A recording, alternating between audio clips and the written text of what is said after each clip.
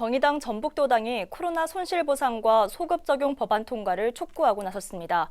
지난 4월 임시국회에서 코로나 손실보상법이 통과하지 못한 것에 대해 기득권 양당의 무책임함을 지적하기도 했는데요.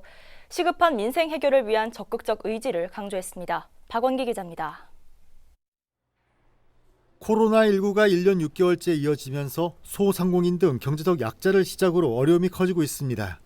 정의당에 따르면 최근 2년 동안 음식점 16만 개가 폐업을 하고 중소여행사 20%도 문을 닫았습니다.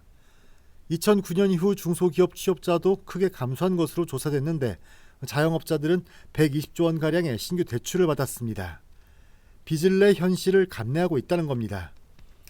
정의당 전북도당은 이런 상황을 타개하기 위해서는 코로나 손실 보상과 이를 소급 적용해야 한다고 강조했습니다.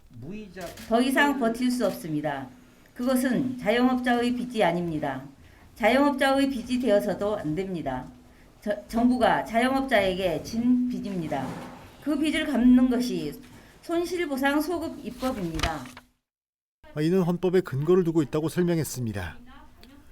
헌법 23조에 명기된 공공필요에 의한 재산권의 수용, 사용 또는 제한은 법률로서 해야 하고 여기에 따른 정당한 보상 지급을 해야 한다는 겁니다. 피해를 보상해야 한다고 강조했습니다. 피해를 입은 만큼 보상하는 것입니다. 손실을 보상하는 것입니다. 국가가 집합금지, 영업 제한을 한 날부터 소급해야 합니다.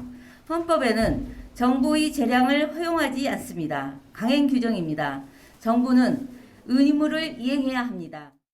이미 법안이 만들어져 있다면서 5월 국회에서는 관련 법을 통과시켜야 한다고 말했습니다. 정의당과 국민의힘이 손실보상 소급 적용을 당론으로 정했고 정부와 민주당의 결단만 남았다고 압박했습니다. 한편 정부는 재정의 한계 등을 내세우며 손실보상 소급 적용의 난색을 표하고 있습니다.